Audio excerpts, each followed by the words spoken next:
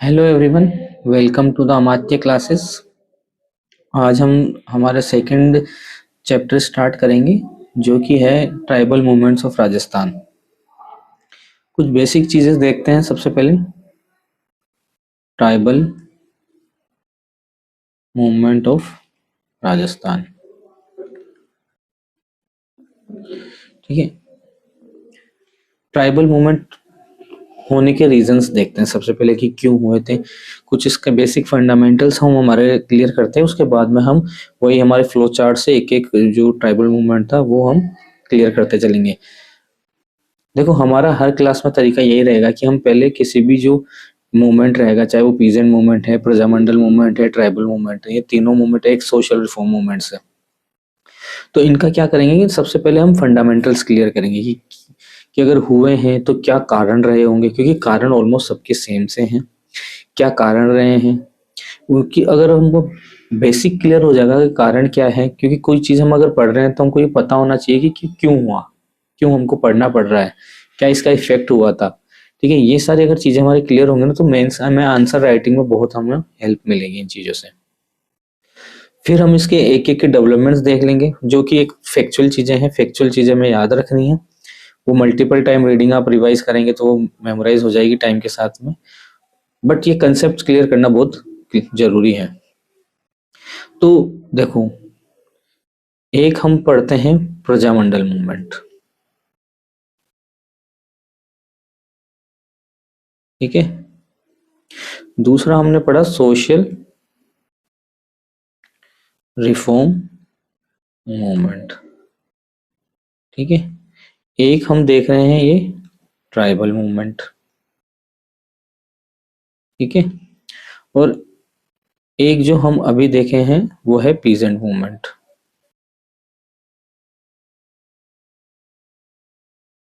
तो ये जो मूवमेंट्स है ना, ये सभी आपस में इंटरकनेक्टेड है। कैसे हैं वो देखते हैं। और ये साइकिल किसके चारों तरफ घूम रही है?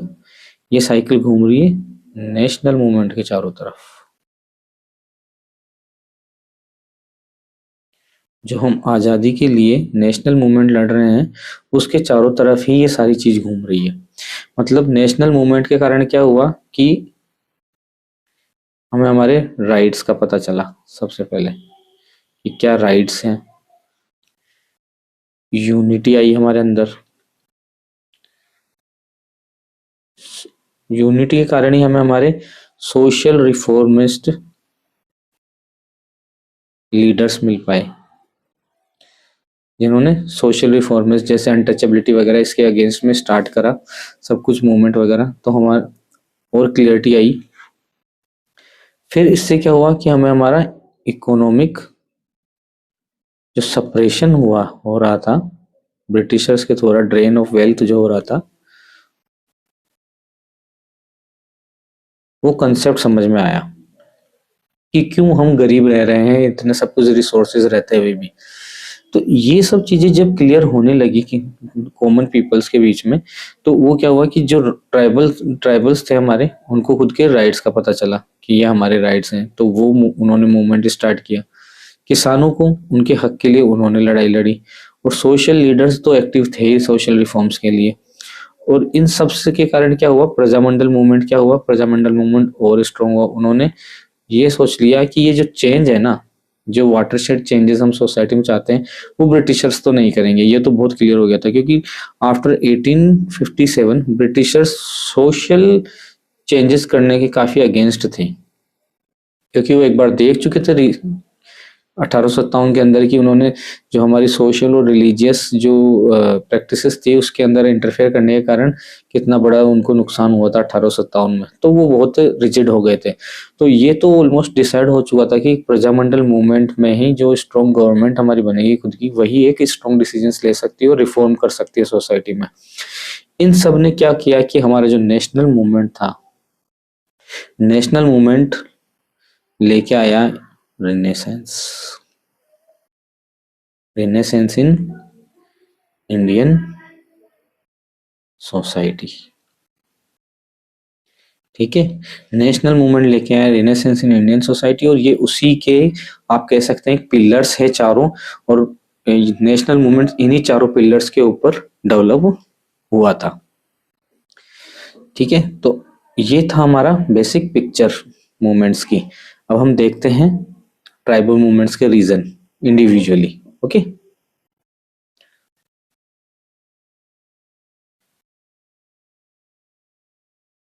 रीजंस वही हमारी प्रैक्टिस रहेगी। हम पॉइंट वाइज चीजें करते चलेंगे, कवर करते चलेंगे, बेसिक कंसेप्ट हम देख लेंगे। फंडामेंटल्स क्लियर करने के बाद में हमें फैक्ट्स पे जाना होता है। जो सबसे पहला रीजन था, मेन रीजन ट्राइबल्स का, एक तो शिफ्टिंग कल्टीवेशन। ये ब्रिटिशर्स के द्वारा बैन कर दिया गया था, और जो ट्राइबल्स थे वो शिफ्टिंग कल्टीवेशन पे ही उनकी लाइफ स्टाइल डिपेंडेंट थी। तो एक तरह से क्या होना कि वो उनको फाइनेंशियली और काफी लॉस हो रहा था। तो पहला रीजन था शिफ्टिंग कल्टीवेशन बैन करना। दूसरा, उनके जो फॉरेस्ट राइट्स थे वो कर्टेल कर दिए गए थे, मतलब उनके पास में बहुत कम फॉरेस्ट राइट्स अवेलेबल थे। बीइंग ए फॉरेस्ट सोसाइटी, जो ट्राइबल्स हैं वो सारे सोसाइटी फॉरेस्ट में ही रहते हैं। अगर आप उनको फॉरेस्ट राइट्स ही नहीं देंगे तो उनके पास में जीवन यापन करने के लिए बचा क्या है। ठीक है, because they don't have education, they don't have jobs, that's why they were fighting for their forest rights. ठीक है, कुछ उन्होंने सोशल कस्टम्स थे एंड ट्रेडिशंस थे जिनके अंदर इंटरफेरेंस किया था। सोशल कस्टम और ट्रेडिशन, हमारी इंडियन सोसाइटी इतनी रिजिड रही है कि सोशल कस्टम्स और ट्रेडिशन के अंदर किसी भी बाहरी इंसान का इंटरफेयर हमेशा से रिपरकशंस रहे हैं उसके। 1857 में भी हमने देखा है, 1857 से लेकर 1947 तक जो भी रिफॉर्म मूवमेंट किए हैं, सती प्रथा बंद करना, ये जो भी होते हैं, तो काफी सारा रिपरकशंस देखा गया था। उन्होंने दे बैंड डाकन प्रथा, डाकन प्रथा को बंद कर दिया था उन्होंने। ठीक है ना, और उन्होंने विच हंट, डाकन प्रथा बोल दो या विच हंट बोल दो, ये बंद कर दी थी। ठीक है, एक उन्होंने एल्कोहल प्रोडक्शन बैन कर दिया था।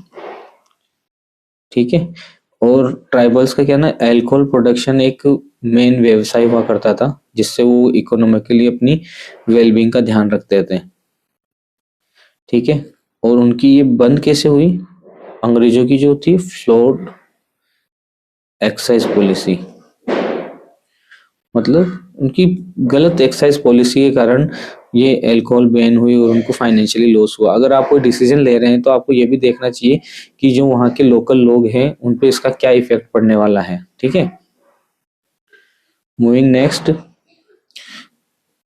बेट बेगार, ये एक तरह से अनपेड लेबर ही है। उन्होंने बेट बेगार काफी कराया करते थे वो, जिसके कारण ट्राइबल्स काफी अनसेटिस्फाइड, या फिर कह सकते हैं कि उनके अंदर काफी रोष था इस चीज को लेके। एक और रीजन था, जो ट्राइबल्स थे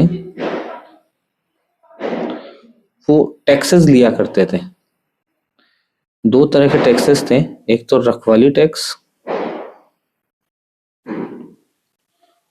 या फिर बोलई टैक्स। क्योंकि ट्राइबल्स क्या करते थे ना कि उस टाइम पे जंगलों में घूम के और कॉलोनी में घूम के कॉलोनी की रात को रखवाली करते थे, एज ए वॉचमैन उनका वो सबसे ज्यादा काम था। तो वो रखवाली टैक्स या बोले लिया करते थे, जो कि ब्रिटिशर्स के द्वारा स्टॉप कर दिए गए थे। तो ये मेनली हमने रीजंस देख लिए हैं ट्राइबल मूवमेंट्स के। अब एक एक हम ट्राइबल मूवमेंट देखते हैं। पहला मूवमेंट है भगत मूवमेंट या फिर लसाड़िया मूवमेंट।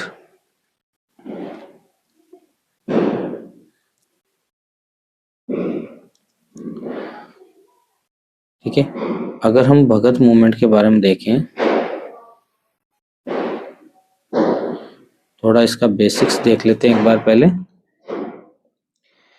भगत जो मूवमेंट था वो किस फिजियोग्राफिक एरिया में हुआ था?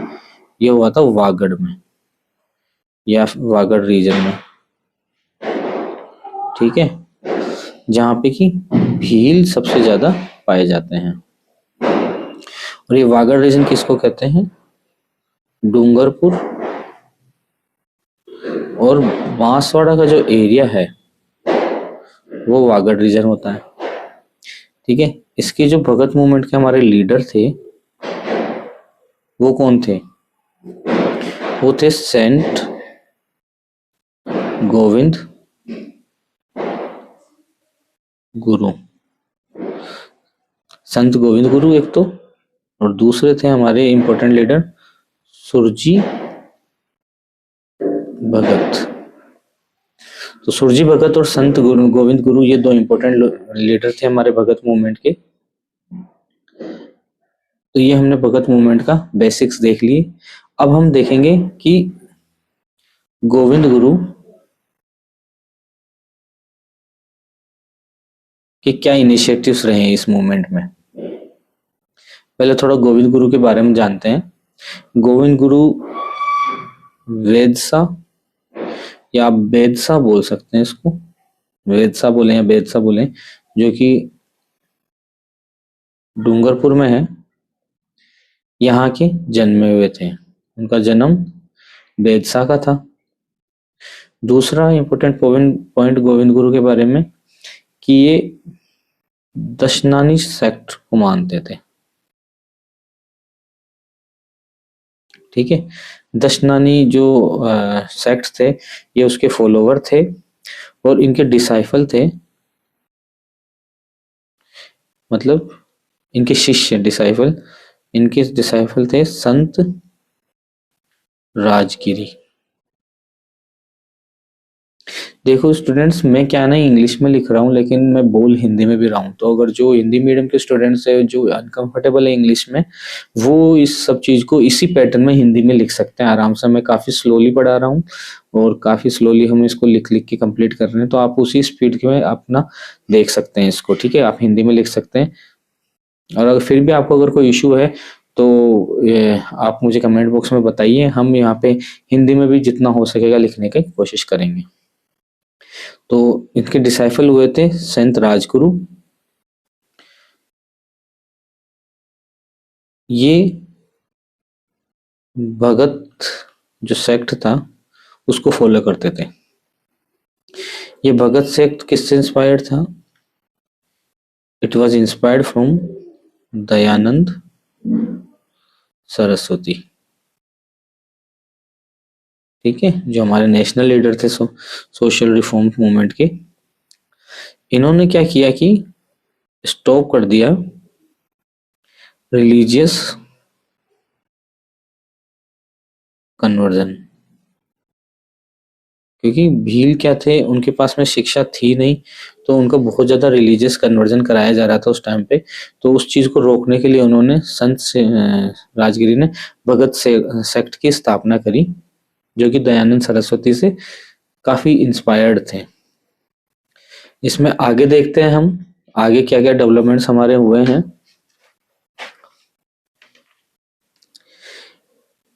नेक्स्ट है हमारा,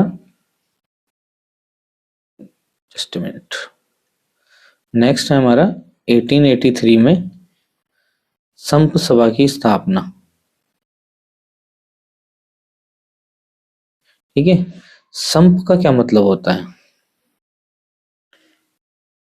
संप का मतलब होता है ब्रदरहुड,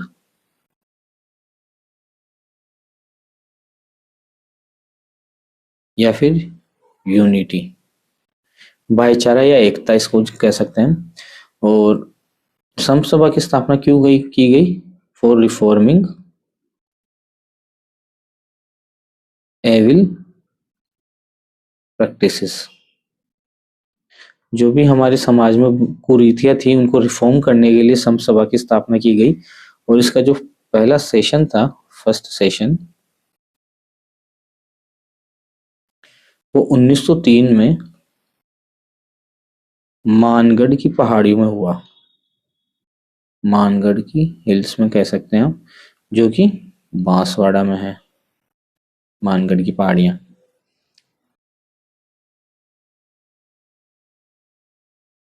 इसके बाद में हम एक बहुत इंपॉर्टेंट पॉइंट इसके अंदर डिस्कस करेंगे, जो कि था मानगढ़ मैसेकर।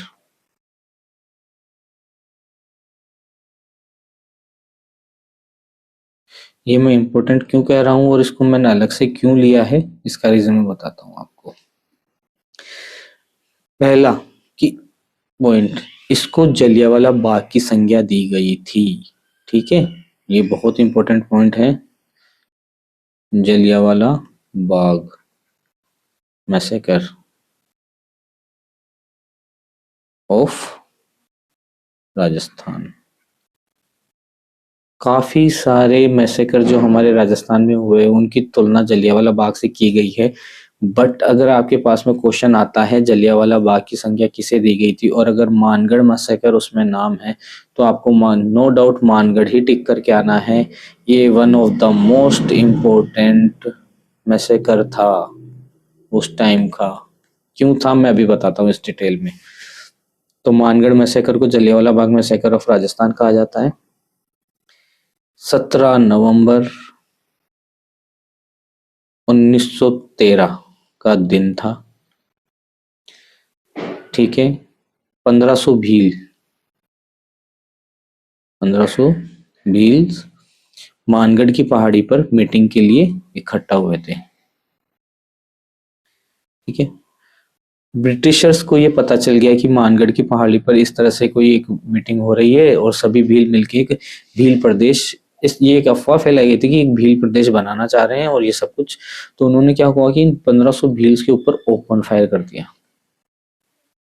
ये निहत्थे वहां पे मीटिंग कर रहे थे सिर्फ, और इन पे ओपन फायर कर दिया और ये सब के सब मारे गए। ये इतना बड़ा और भयानक मैसेकर था कि 1500 भीलों को, निहत्थे भीलों को मार दिया गया वहां पे। इसके बाद में क्या किया, गोविंद गुरु जो थे उनको अरेस्ट कर लिया गया। ठीक है, उनपे फेक इल्जाम लगा के कि आप अलग से इस भील स्टेट वगैरह बनाने की कोशिश कर रहे हैं और इट्स अगेंस्ट द गवर्नमेंट और स्टेट। सो उनको इस जुल्म में अरेस्ट कर लिया गया। इनका जो सिंबल था वो वाइट फ्लैग था, बिल्कुल प्लेन वाइट फ्लैग। उसके बाद में गोविंद गुरु रिटायर हो गए और उन्होंने खुद की rest of life, Kamboi village है एक, वहीं पे पूरी रेस्ट ऑफ लाइफ बिताई। ठीक है, तो इस तरह से ये हमारा ट्राइबल मूवमेंट एंड हुआ। अब हम इसके कुछ इम्पैक्ट्स देखते हैं।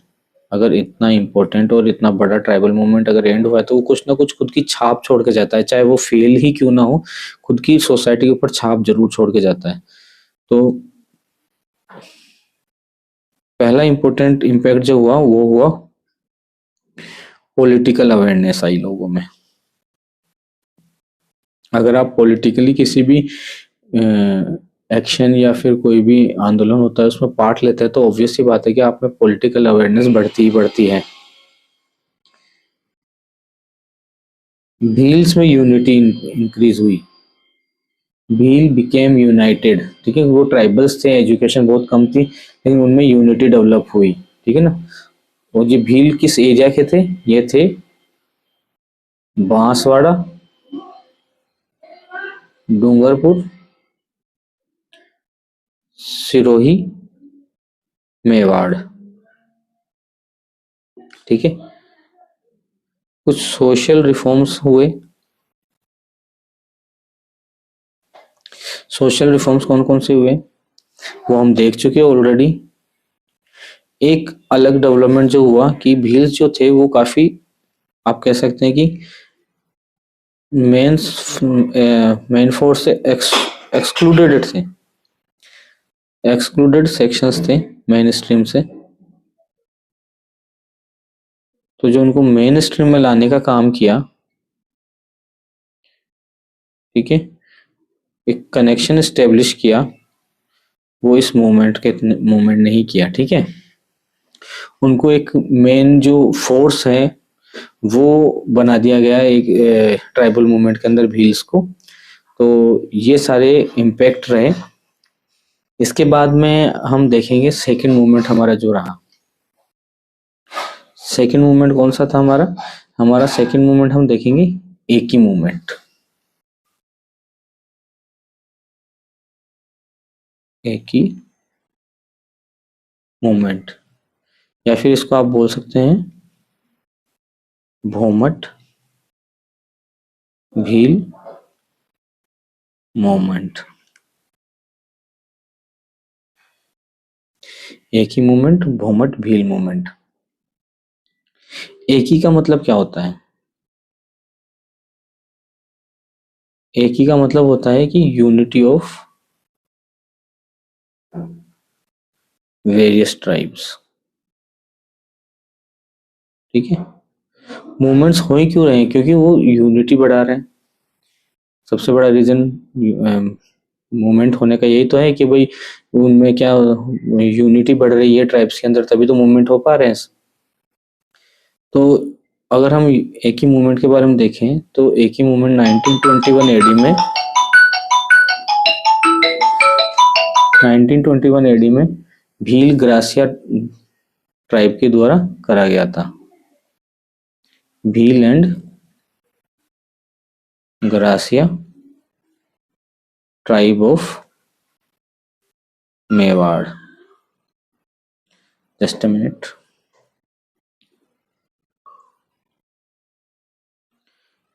ठीक है, एक ही मूवमेंट है वो 1921 में भील और ग्रासिया ट्राइब के द्वारा किया गया था।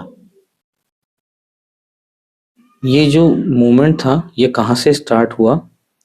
ये स्टार्ट हुआ मातृकुंडिया चित्तौड़ में एक जगह है वहां से, और इसको हरिद्वार ऑफ राजस्थान कहा जाता है। मातृकुंडिया को, मातृकुंडिया एक जगह है चित्तौड़ में जिसको हरिद्वार ऑफ राजस्थान कहा जाता है। वहां से ये एक ही मूवमेंट या भोमट भील मूवमेंट स्टार्ट हुआ।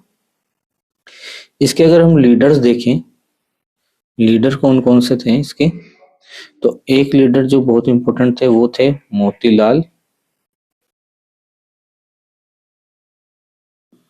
तेजावत। ये ओसवाल फैमिली से बिलोंग करते थे। ठीक है, दूसरे इंपॉर्टेंट लीडर थे, पहले हम मोतीलाल तेजावत के बारे में देख लेते हैं। तो मोतीलाल तेजावत कौन से विलेज से आते थे? ये आते थे कोलियारी विलेज। ज्यादा इंपॉर्टेंट है नहीं, एज अ फैक्ट मैंने इंक्लूड कर लिया है, बट इतना कोई याद रखने की जरूरत नहीं है। मोतीलाल तेजावत अपने आप में सफिशिएंट है आपको याद रखने कौन सी मूवमेंट से रिलेटेड थे। ठीक है, अच्छा, जो अब याद रखने लायक बात है वो ये है कि इन्होंने एक चार्टर दिया था। ठीक है, चार्टर दिया था, उसके अंदर 21 डिमांड्स थी। उस चार्टर में 21 डिमांड्स ऑफ ट्राइब्स थी, मतलब ट्राइब्स के 21 डिमांड्स का एक चार्टर दिया कि ये 21 डिमांड्स हैं हमारी जो गवर्नमेंट को फुलफिल करनी है। इसको बोला जाता है राजस्थान के इतिहास में मारवाड़ की पुकार। ठीक है, ये काफी इंपॉर्टेंट है, आप इसको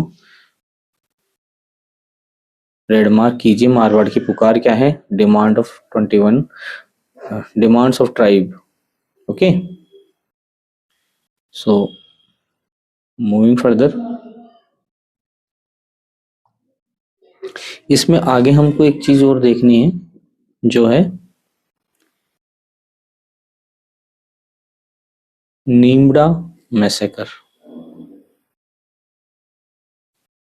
मूवमेंट हो और मैसेकर ना हो ऐसा तो राजस्थान हिस्ट्री में बहुत कम ही देखने को हमने मिला है। हर किसी ना किसी मूवमेंट के अंदर एक ना एक मैसेकर हमको मिल ही जाता है, एक से ज्यादा भी हमने देखे हैं। तो हम देखते हैं कि नीमड़ा मैसेकर कहाँ है। नीमड़ा जगह जो थी वो गुजरात में थी। ठीक है, ये बात है मार्च 1922 की। हुआ क्या कि मेवाड़ भील कोर्प्स, सॉरी अगर आप इसको इंग्लिश में लिखेंगे तो ये मेवाड़ होगा, मेवाड़ भील कोर्प्स। ये जो सेना की टुकड़ी थी उसका नाम था मेवाड़ भील कोर्प्स। तो इन्होंने क्या किया कि ओपन फायर कर दिया। और किसके कहने पे किया था? ये किया था मेजर सुरतन के कहने पे। सूतन थे, मेजर सूतन।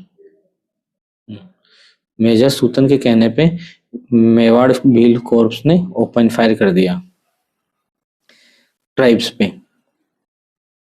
और इन्होंने क्या किया, दे इम्प्रिजन्ड, जेल में डाल दिया इन्होंने किसको? मोतीलाल तेजावत को। सेम चीज हमने अभी देखी थी पहले कि उन्होंने गोविंद गुरु को जेल में डाल दिया था, मैसेकर हुआ, और ये एक तरीके से तो जो सीक्वेंस है, सीक्वेंस ऑफ इवेंट्स है, वो किसी भी ट्राइबल मूवमेंट में सेम रहने वाले, बस लीडर्स के नाम चेंज हो रहे हैं। फ्लो वो का वही है, फंडामेंटल्स हमने देख लिए, फ्लो वही है, सिर्फ हमको एज अ फैक्ट लीडर्स के नाम रिप्लेस करने हैं। बाकी आप देख सकते हैं जो सीक्वेंस है वो ऑलमोस्ट जेरोक्स है एक दूसरे का। ठीक है, मोतीलाल तेजावत को क्या बोलते हैं? मसीहा ऑफ भील्स, भील्स के मसीहा थे ये। ठीक है, इनके इस जो इम्प्रिजन किया उसके अंदर इंटरवेंशन किसने किया? कौन इनकी तरफ से इनका केस किसने लड़ा था? वो था मणिलाल कोठारी। मणिलाल कोठारी थे, उन्होंने मोतीलाल तेजावत का केस लड़ा था। और ये केस कहाँ हुआ था, इसकी सुनवाई कहाँ हुई थी? महेंद्र राज सभा में। इसे सुप्रीम कोर्ट ऑफ मेवाड़ भी कह सकते हैं।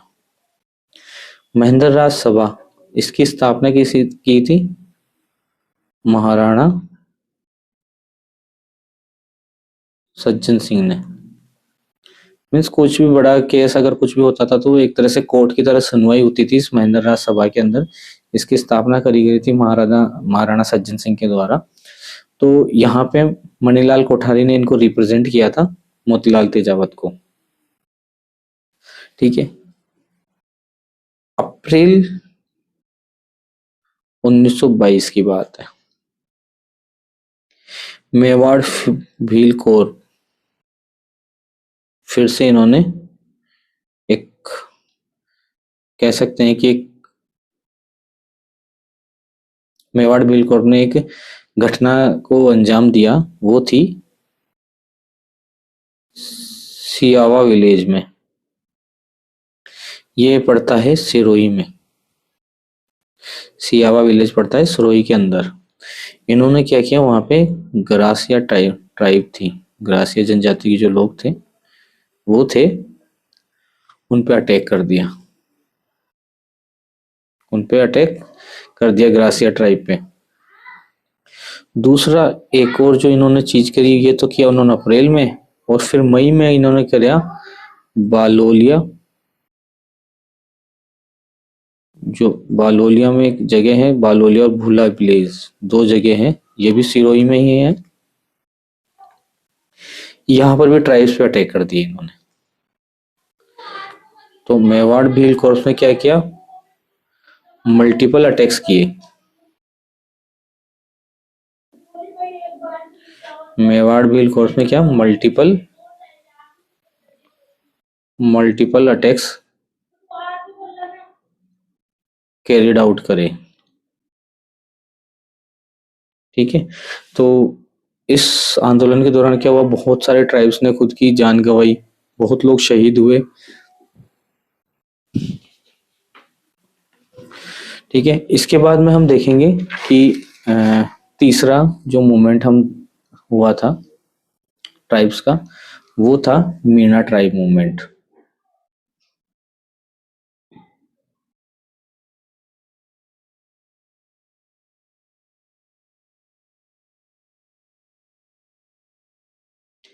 मीना ट्राइब मूवमेंट, थोड़ा सा बेसिक इसके बारे में देखते हैं। हर मूवमेंट की तरह हम, मीना ट्राइब कहाँ रहती थी? अलवर और जयपुर के एरिया में रहते थे ये लोग। अलवर जयपुर रीजन के अंदर रहा करते थे, ठीक है। इस एरिया को मत्स्य जनपद कहा गया। जब ये राजस्थान का एकीकरण हुआ, हम पढ़ेंगे राजस्थान का एकीकरण, तो उसमें इसको मत्स्य जनपद कहा गया। यहाँ पे मीणा जो रूलर थे वो राज किया करते थे, मीणा रूलर्स, ठीक है। तो हम जगह के बारे में जानने के बाद में फिजियोग्राफिक रीजन के बारे में थोड़ा इन्फॉर्मेशन के बाद हम अब थोड़ा मीणा कास्ट के बारे में पढ़ते हैं, क्योंकि ये बहुत ही पुरानी और ट्राइबल कास्ट है हमारी, तो इसके बारे में तो, और ये सिलेबस का पार्ट है। मीणा और ग्रासिया स्पेसिफिकली मेंशन है, हमने देखा था जब हमने सिलेबस कवर किया था, तो उसमें मीणा और ग्रासिया वर्ड दो स्पेसिफिकली मेंशन है। तो इसके बारे में थोड़ा देखते हैं। मीणा क्या है कि पहले डेकोज हुआ करते थे, और ये डेकोज क्यों हुआ करते थे उसके पीछे भी रीजन है। ऐसे ही तो कोई डेकोज नहीं बन जाता है, इसका रीजन था लैक ऑफ रिसोर्सेज। भाई आप उनको कोई रिसोर्सेज नहीं दोगे, उनको आप एजुकेशन नहीं दोगे, उनको जॉब्स नहीं दोगे, तो इंसान कैसे तो खुद का पेट भरेगा। तो वो चोरी वगैरह डाका वगैरह डाल के क्या करते थे। 1933 की बात है, मीणा रीजनल असेंबली की स्थापना की गई, ठीक है। 1933 में मीणा रीजनल असेंबली हमने स्टेब्लिश कर दी। 1930 में जरायम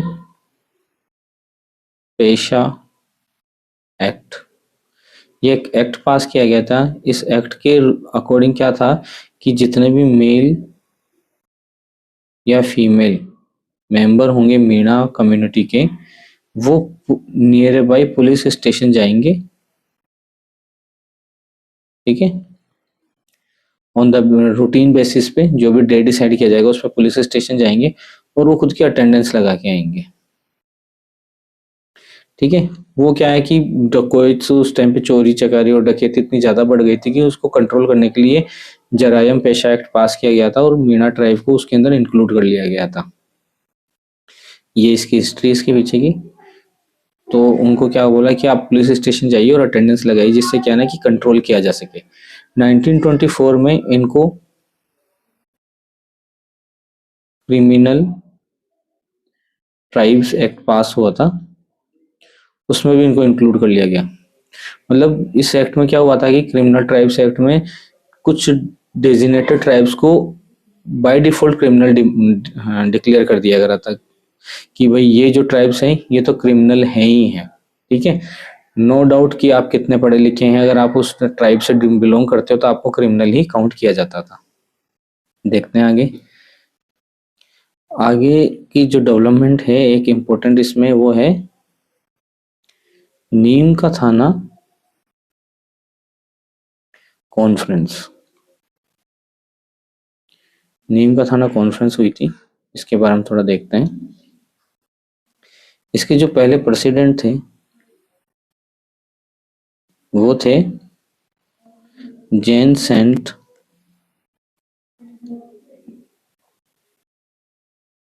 मगन सागर जी।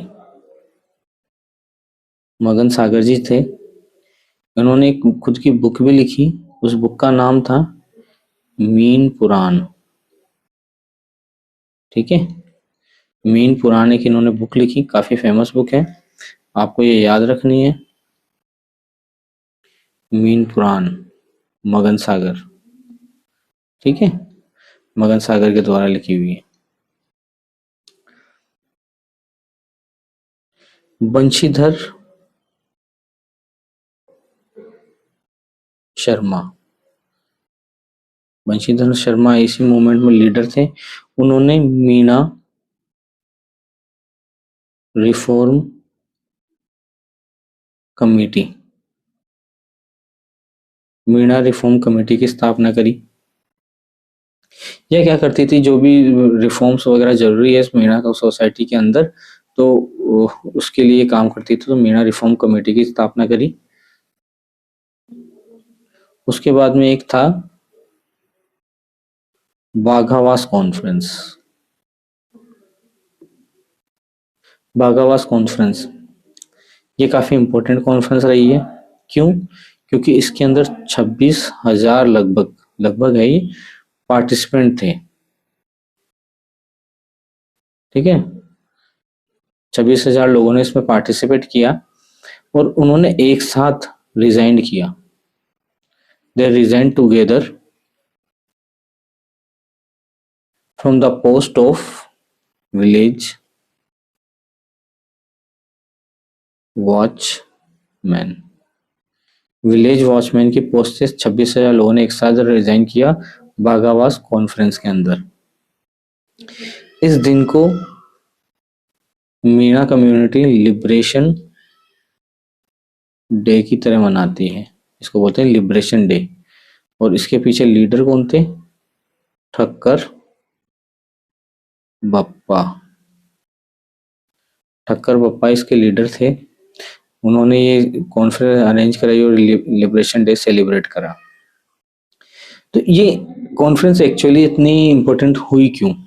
क्योंकि जो क्या हुआ था कि मीणा ट्राइब है, एक से एक उसके आगे ये सभी फिक्स था कि वॉचमैन का काम करेंगे, टैक्सेस लेंगे, चक्कर लगाएंगे गाँव में रात को। तो ये इनका एक बेसिक प्रोफेशन बन गया था। तो इससे बाहर लाने के लिए और उनकी सोसाइटी को ऑल ओवर डेवलपमेंट के लिए क्या किया ना कि उनको ये जॉब से अदर प्रोफेशन की तरफ शिफ्ट करने के लिए ये रिजाइन करवाया 26,000 का एक साथ। ठीक है, तो ये था हमारा मीणा ट्राइबल मूवमेंट। इसके साथ ही हमारा जो ट्राइबल मूवमेंट का जो चैप्टर होता है वो एंड होता है ना। इससे रिलेटेड अगर कोई भी डाउट आपको हो तो आप मुझे कमेंट बॉक्स में बताइए। नेक्स्ट जो भी हम क्लास लेंगे उसके अंदर इससे रिलेटेड डाउट्स को हम देखेंगे और उसको सॉर्ट आउट करने के ट्राई करेंगे। This is from my side. Thank you very much.